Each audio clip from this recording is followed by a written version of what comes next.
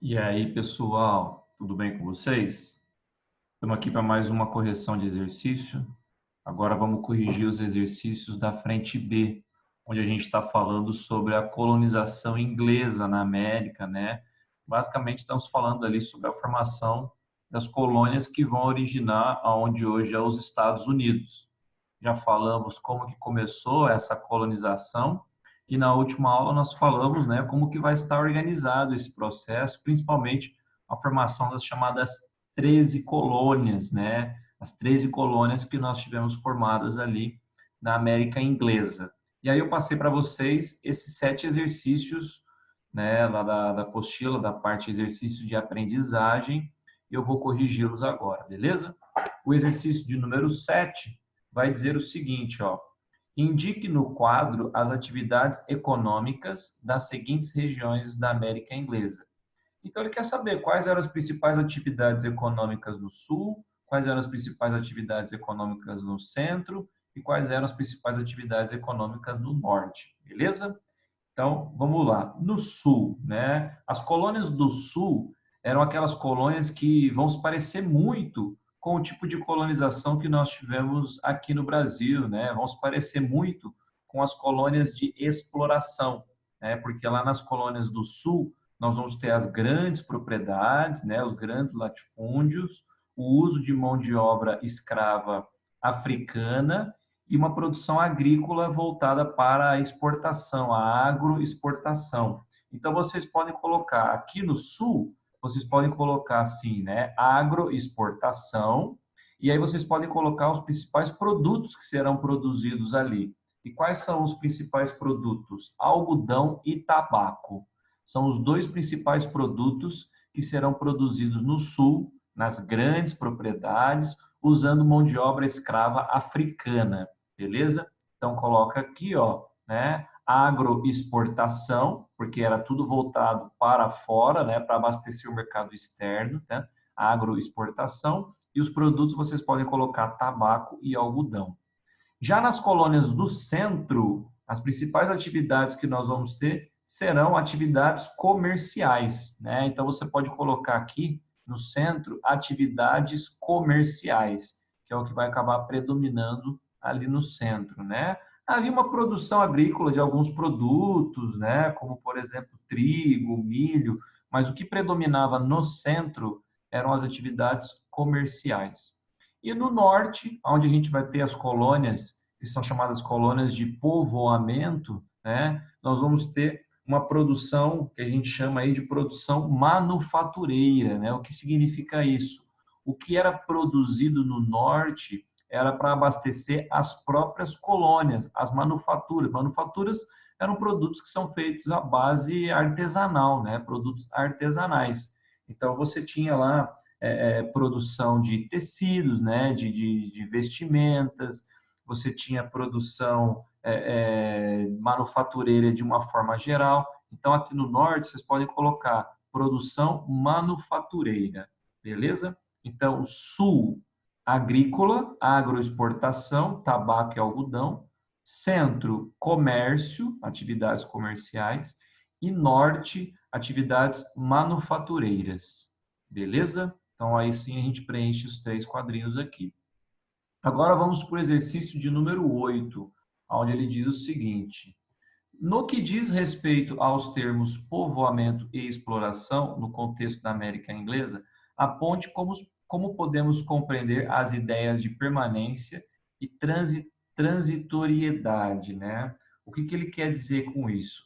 A ideia de permanência é a ideia de você se estabelecer em um lugar, de você ficar ali. Essa ideia de permanência, ela vai estar associada a qual termo? Colônias de povoamento ou colônias de exploração? Colônias de povoamento. Então, essa ideia de colônias de povoamento está relacionada à ideia de permanência, do indivíduo permanecer em um lugar, povoar aquele lugar e buscar se desenvolver ali, que é o que vai prevalecer principalmente aqui no norte. Por isso a produção manufatureira. Já a ideia de transitoriedade, né, está ligada à ideia de deslocamento, de você ir se deslocando de um lugar para o outro. Isso vai estar relacionado à colônia de exploração. Então, quando você tem colônia de exploração, O indivíduo não tem como objetivo se estabelecer no lugar, porque ele quer explorar o lugar. Então, ele vai lá, explora o lugar, acabou de explorar aquele lugar, ele pode, né, se estabelecer em um outro lugar, ou seja, ele pode transitar para um outro lugar e continuar a exploração. Então, a ideia de exploração tem a ver com essa questão, com essa ideia de transitoriedade. Então, é assim que a gente pode relacionar colônias de povoamento, se relacionando com a ideia de permanência, de desenvolver o lugar, de permanecer no lugar, e colônias de exploração, relacionando com a ideia de transitoriedade, com o objetivo de explorar os recursos, explorar a terra, explorar minérios, explorar aquilo que tiver disponível naquele lugar, que é o que nós vamos ter no Brasil. Aqui no Brasil a gente vai ter colônia de exploração. Beleza? Exercício de número 9. Explique como as colônias do norte se beneficiaram do comércio triangular. Então, a gente lembra que havia, né, entre as colônias do norte, uma prática do comércio triangular. Deixa eu achar aqui para vocês, olha só. Aqui está um exemplo do comércio triangular. Então, você tem aqui as colônias inglesas na América, e aqui você tem as colônias do norte, né, mais aqui para cima, onde você tem Boston, Nova York. Então, o que acontecia nessas colônias do norte? Essas colônias do norte enviavam rum aqui para a costa da África. Isso mesmo, tá, Bruna? Rum, aquela bebida dos piratas, tá? Então, era levado o rum aqui para a África.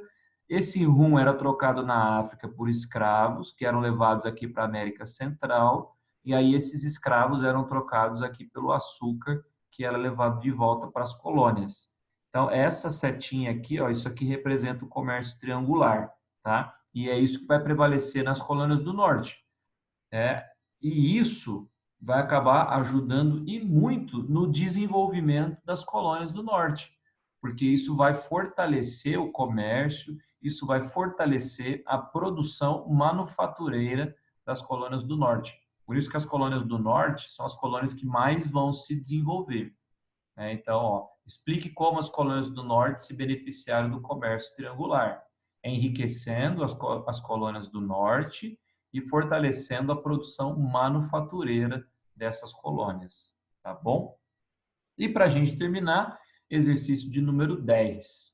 Como pode ser explicado o sistema de self-government? E o que é a ideia de self-government? É autogoverno, tá?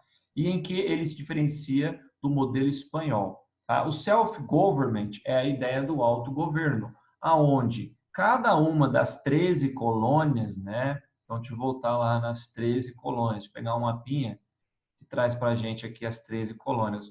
Aqui, ó.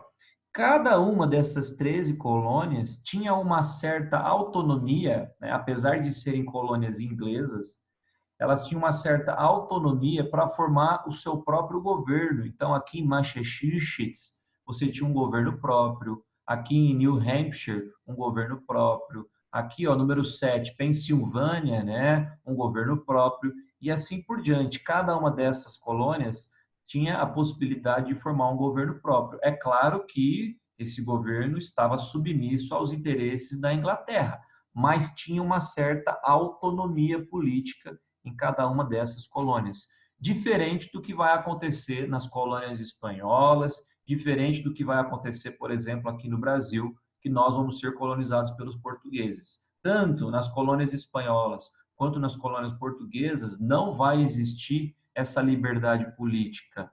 Havia um controle muito grande da Espanha sobre as suas colônias e também de Portugal aqui sobre o Brasil. Não existia nenhum tipo de liberdade política, tudo era determinado pela metrópole, tudo era determinado pela Espanha ou, no caso do Brasil, tudo era determinado por Portugal. Tá? Então, essa ideia de self-government, de autogoverno, vai estar presente nas colônias inglesas aqui na América, diferente do que vai acontecer com as colônias espanholas e portuguesas.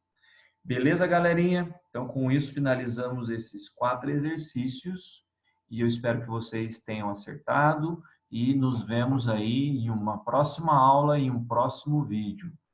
Falou? Grande beijo para vocês e até a próxima!